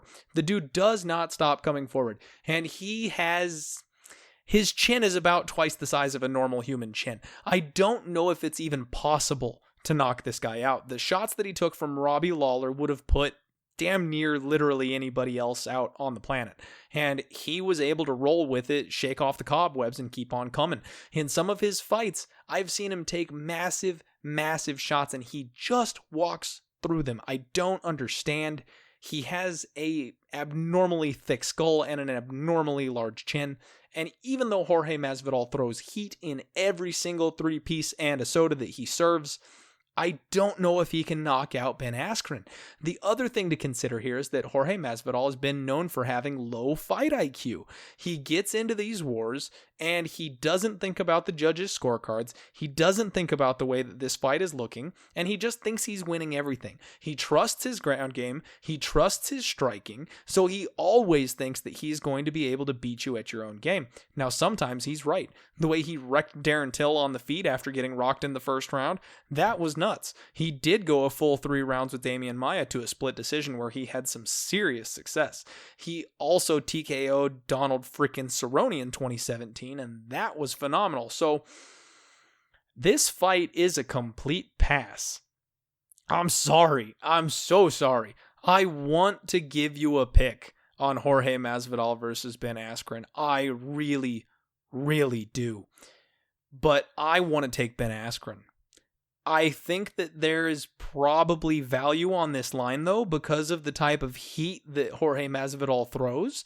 I think that you're betting a very, very live underdog.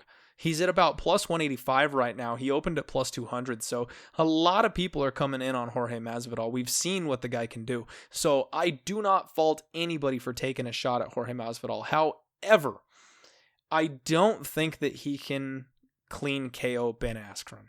And because of that, I don't think Ben Askren's going to stop coming forward. And the dude made a career off of winning by just continuing to pressure his opponents. He never stops. And eventually he will get that takedown. And Jorge Masvidal gave up the takedown against Damian Maia.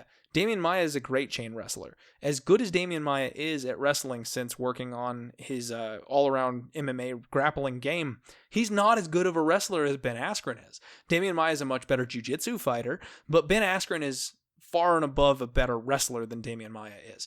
Damian was able to get Jorge into some compromising positions and was able to get him down. Ben's going to be able to as well.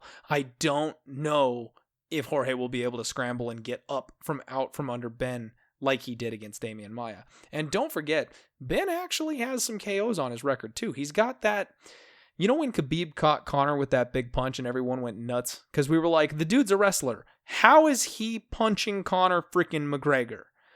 It's because you're worried about the takedown.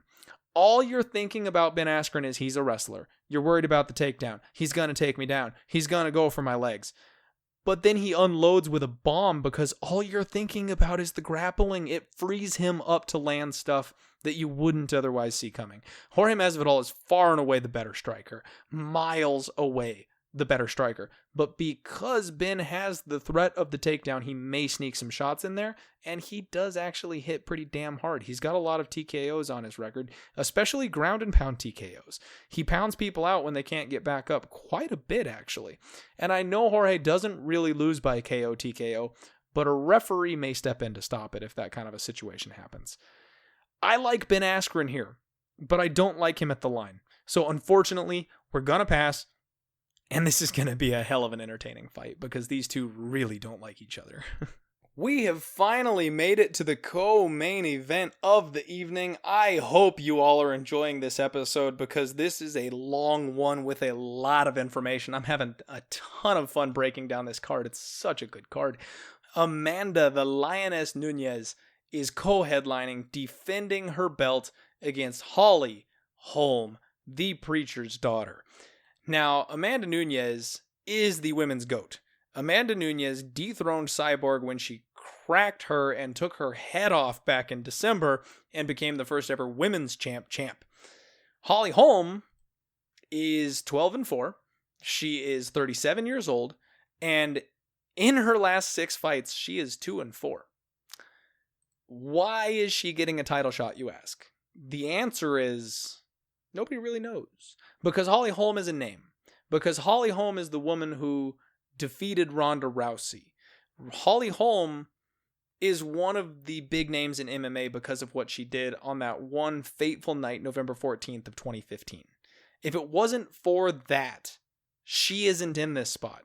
Amanda Nunes has beaten basically every single legend in the game except for Kat Zingano and Holly Holm. So that's what's happening here. Her revenge tour continues. She's looking to checkbox every single name that you may know and beat them all, and she will. I'm not even going to play possum here as far as who my pick is in this fight.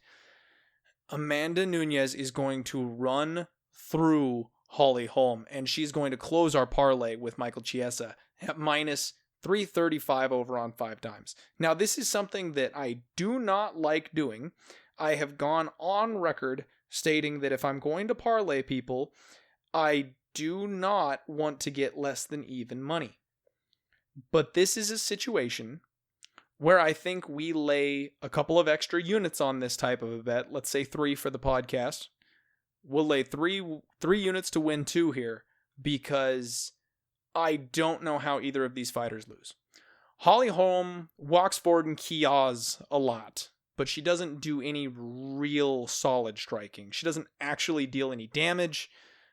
She was the perfect storm for Ronda Rousey. Ronda Rousey was a ground specialist who had fallen in love with some of her striking, and it wasn't really that great. Holly Holm was a very decorated striker who stepped into the cage, and Rousey was more than willing to strike with her because she believed in herself and she had beaten every single other person with her striking up until that point. She had started winning by KO. She had started winning with those knees. She was really coming together as a mixed martial artist at a time where the level of competition was very, very low. Holm was the first striker who really stepped in, who was able to take advantage of that deficit, and she got it done real easy with a head kick as Rousey didn't know what to do with the range and didn't know what to do when an opponent didn't just crumble in front of her. That won't happen with Amanda Nunes. So Holm beats the brakes off of Miesha Tate for a full 5 rounds because Miesha Tate is kind of similar to Rousey where she's more than not a grappler, and then Miesha gets an opportunity with about 1 minute and 30 seconds left in the fight and slaps a rear naked choke on, and that's it. It was over. Her toughness prevailed, and I was so happy for my girl Miesha. I'm so happy she got the belt. She is a pioneer of the sport, and really just, she deserved it. You know what I mean? That was a big payday for her. I was happy for her. But then Holly Holm steps in against Valentina Shevchenko. Surprise, surprise. She loses that one. Shevchenko is a machine. Well, then she faces off against Germaine de Randamie. And this was before Cyborg was in the UFC. This was for the belt. And she gets beat by Germaine de Randamie. Now, Germaine is a solid fighter in her own right. She's also a decorated stand-up fighter from outside of the UFC. But it just wasn't a good fight. It wasn't a good fight. Holly Holm is getting older, and she's not improving. She steps in against Beth Correia. And now I know I said Beth. I'm sorry, Betch. Betch is... she's not good. She's not good at all. We just saw her come back and get demolished very, very recently. She stepped against Irene Aldana back in May and got blasted. She's just honestly, she's terrible. And she was on her way to beating Holly Holm via decision. They went to round 3 and Betch had won the first 2 rounds against Holly Holm. It was ridiculous. And then Holly found the perfect range to land a head kick, which... that's her deal. I know that's her thing. And she got her out of there. She KO'd her via head kick. But you have to go to the bottom of the barrel for her to get that win. She beats Rousey to become the champion. Rails off 3 losses in a row. Is staring her 4th loss in the face against a fighter who is barely UFC caliber. And it took her just the one perfect moment to get it done. She then gets a shot against Cyborg because they didn't have anybody around to fight Cyborg, and Cyborg toyed with her for a full 5. I truly believe that Cyborg could have ended that fight at any point that she so chose. I think she realized there was no threat with Holly Holm. I think she respected Holly Holm, and I think she wanted to prove to herself that she could go to the 5-round distance. If memory serves correctly, Cyborg came out after that fight and said that she just wanted to test herself, and she actually did want to see if she had 5 rounds of gas in her because she had never gone the 5-round distance because she's never needed to before. So then Holly gets a shot against Megan Anderson, and here we go back where she takes another bit of a step back. Now, Megan is one of these, rising star type of ladies where she's young, she's raw, she's athletic, she could very much be something in the future, but she has no ground game whatsoever, and massively decorated striker Holly Holm takes Megan Anderson down. That's how she wins that fight. She turns this fight into a mixed martial arts fight for the first time in her freaking career since she came in and fought Ronda Rousey, and that's the only way she got that win over a younger, hungrier, more than likely more powerful striker than she is. I think Holly Holm is completely shot. Now, I love Holly Holm. I'm a big fan of hers. She's a sweet lady, and she's given us some entertaining fights, and she's done a lot for the sport, but she is nowhere near Amanda Nunes level. Amanda Nunes is a wrecking ball. Amanda Nunes is a killer in every sense of the word. You look at her last 4. She's got a TKO win over Rousey, which, okay, go ahead. Throw an asterisk on that if you want to. Before that, she subbed Miesha Tate. That's a big deal. She's fought Valentina Shevchenko twice, and in 2017, she got it done again. She TKO'd Rocky Pennington, which you may not think much of Rocky Pennington, but that fight went to the 5th round. That was a war. That was a battle. Rocky held in there and is a tough, tough lady. And Nunes poured it on in round 5 to get her out of there. That's impressive. Well, then she goes up against the GOAT. She takes on Cyborg a weight class up, out of her natural realm, and blasts her out of there in less than a minute. Now, granted, Cyborg decided she wanted to throw all technique out the window and just have a brawl. I was on Cyborg in that fight because I felt like she was the more technical fighter, and that may have been a low ring IQ opportunity. But whether or not that's true doesn't really matter. They went power for power, and Nunes won. I think she gets Holly Holm out of there. I really think she gets Holly Holm out of there. But I'm done betting the props on these women who may respect their opponents and may want to play with their food. So we're going to close our parlay with Michael Chiesa with Amanda Nunes. We are going to get... so betting $100 will net you about $68. So we are going to risk a little more than average on that, and we're going to risk 3 units on this parlay to win 2 units on these 2 big favorites because I just don't see how they lose. Now, again, bankroll management. Nobody come back here saying they put the mortgage or they put their pink slip of their car onto this parlay because that's not how this works. But I do think that this is a solid parlay. Even though we're not getting even money, there is massive value on putting these 2 together. And at long last, here we are. We have reached the main event of the evening. Jon Jones defends his 205-pound belt against Thiago Marreta Santos. And it has been a long time since I've talked about Marreta and not been talking about one of his opponents losing by knockout. I have done so many breakdowns over the last couple of weeks listing guys at 185 and 205 that have just gotten blasted out of their skulls by Thiago Santos. So it's fun to finally break down a fight for him specifically. Jon Jones is 24-1, and let's be real. That one was a disqualification due to an illegal elbow when he was mauling Matt Hamill way back in 2009. The man's 25-0. There's a whole fiasco right now online about him getting that loss overturned. They want to get him up to 25-0 because 24-1 just doesn't look quite as impressive. They want him to be undefeated so he can be that extra level star on the level of Khabib, because really he was just crushing Hamill. I don't know that it should necessarily be overturned because he did throw an illegal elbow and he was disqualified for it. And if you're going to do that for Jon Jones, the same as when they picked up the whole damn card and moved it an entire state over because he popped for his pulsing performance-enhancing drug. This is special treatment, and I don't like it. I mean, I know it happens. Don't get me wrong. I'm not blind. I'm not ignorant. I know they're going to protect their stars. I know they're going to do what's best for the company and for the people who are making the company money. But this feels pretty fucked up. I mean, he legitimately got disqualified. I do think that the 12-6 elbow is something that they should do away with. It's not something that should be illegal, but it was, and he broke the rule, so he got DQ'd.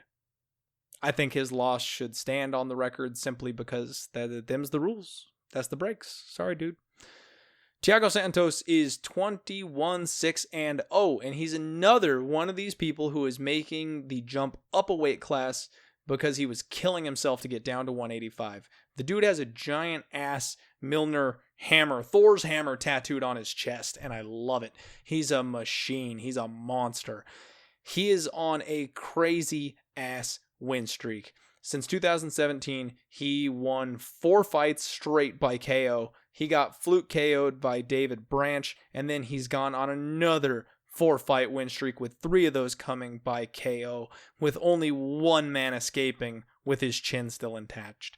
And I really think that David Branch loss is one that we can draw a line through. I think he completely underestimated Branch, and when Branch got in there, he clipped him early, and it was just something he wasn't expecting. When I handicapped this fight, knowing what David Branch is now, that was definitely a fluke. You know what I mean? The dude, he's got fast hands. He's got more power and faster hands, I think, than people expected when he first got to the UFC. So I really think that Santos was looking past him. He came into the UFC and went 1-1 real quick. And I think Santos just thought that he was going to be a scrub, and he got caught, and that happens. So really, I mean, 8 of his last 9, he has won in dominant fashion, and 7 of those 8 he has won by KO. The man's a freak. And he's moving up a weight class, and he has looked even more so impressive up at 205. He really should have been at 205 this whole time, and he is every ounce a 205er. He's a lot bigger standing next to John Jones than I thought he would be. I expected John to have a much, much larger height and reach advantage in this spot. So I'm very excited to see what goes on here. These are 2 fighters that we're all very, very familiar with.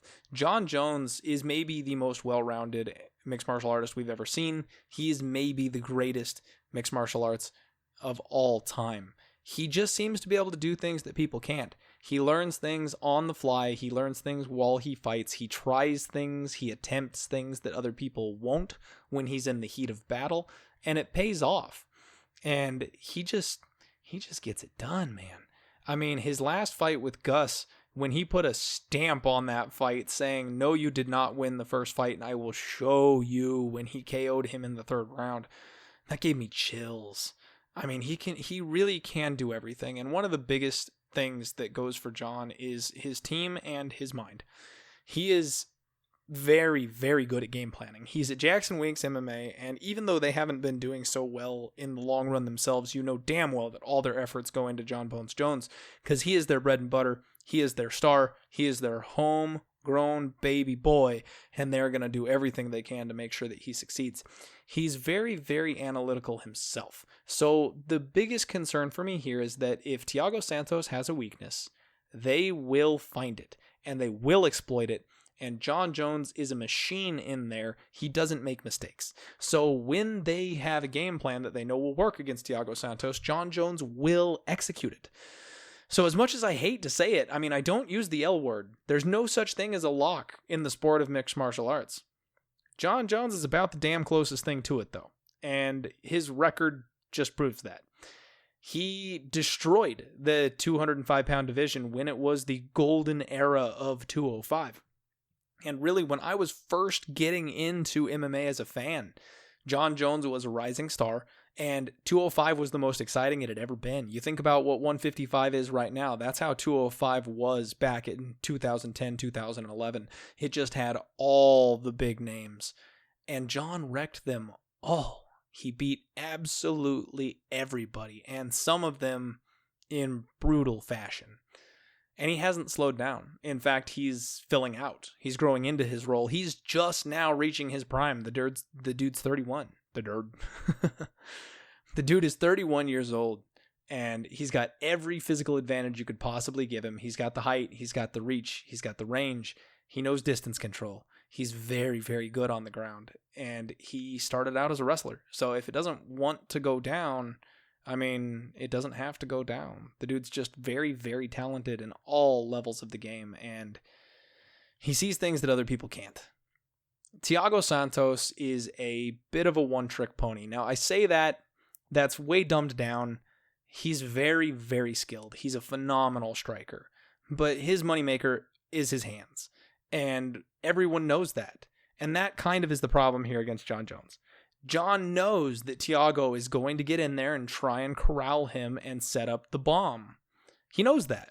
So it almost makes it very easy to plan for. And maybe we can catch Jon Jones sleeping here. Maybe we can catch him not getting up for an opponent that's very dangerous and looking past him.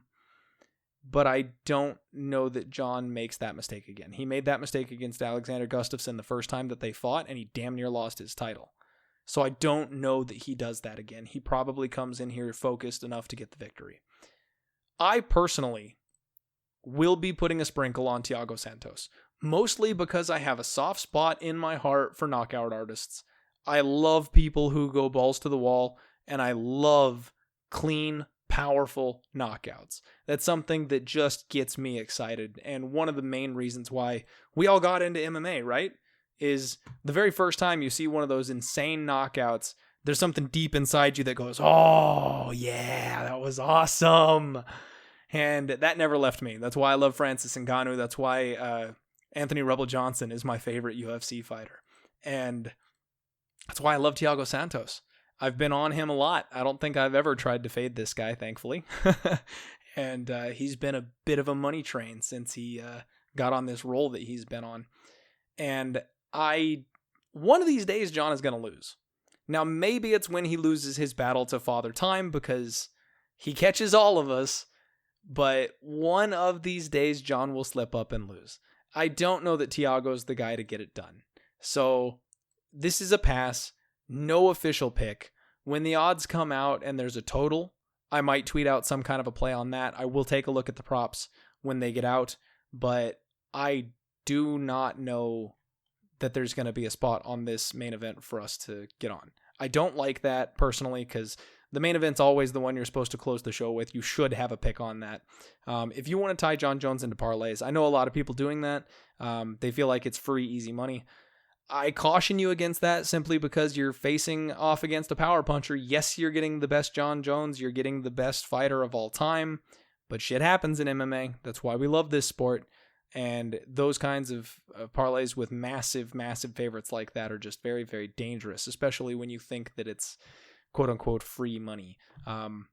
I have done that myself, and I understand why people do that, and Jon Jones hasn't failed to deliver in that spot literally his entire career. So if you want to, go right ahead. I don't fault you for that, but y'all know me. I'd rather roll the dice on a dog. I'd rather roll the dice on the plus 400, plus 500, and cheer my face off for the guy that has a chance to end it with one shot. That just sounds like more fun to me. Thanks for sticking through this one with me, ladies and gentlemen. This was a very, very fun podcast for me to record. I know it went really long. I'm probably going to have some trouble getting this one to upload, but it was a blast to record this one. This is a fun fight card, and I'm very much looking forward to it. I do ask that you give me a thumbs up, give me a follow on YouTube, comment, tweet at me, share the podcast. I'd appreciate you guys getting the word out there. I'm also looking for sponsors. I'm at the point where I'm really trying to grow this thing into something, and I put a lot of work into this for all of you. I deliver, in my opinion, an entertaining show and some good information. If you could help me out a little bit, I'd very, very much appreciate it. And I'm doing my best as far as the picks go. We've talked about variance. Sometimes you win, sometimes you lose. And I know we've been on a bit of a skid here, but if you've been with me since the beginning, we racked up a massive pile of gold that we've been sitting on this entire time. So we can afford to take these kinds of swings. And that's kind of the idea behind it. So try not to hold that against me too much, because trust me, when you lose, I lose. It's not a fun feeling. I understand that. Any tips and donations to support the show would be appreciated. Those can be sent to me on PayPal, Maximus in 3D diehardmma@gmail.com. That's my email to set up with my PayPal. Any little tip or donation that you want to throw my way just for, keeping the show going basically for me. I would appreciate that. I'm looking into maybe making some Die Hard MMA podcast shirts. I think that would be a fun thing for us to do. And we have the new partnership right now with Bet Odds. So if you need a new book, use the Die Hard MMA podcast deposit code and get over there and get some free cash. Thank you all for listening.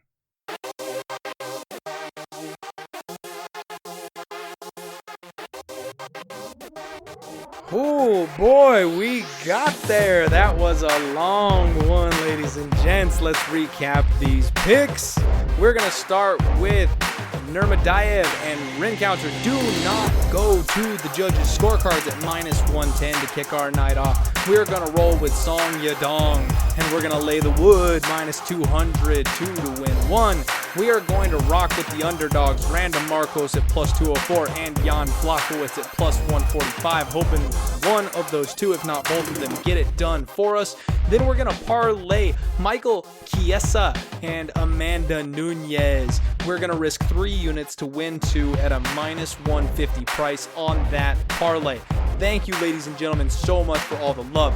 Thank you for supporting the show. I might have something a little fun and interesting for you a little bit later in the week. Stay tuned. Hit me up on Twitter. Give me a follow at diehardmma pod. Get in the discussion if you've got questions for me. I'd be happy to answer them on the podcast. Let's roll, ladies and gentlemen. UFC 239. It's gonna be the shit. Let's roll.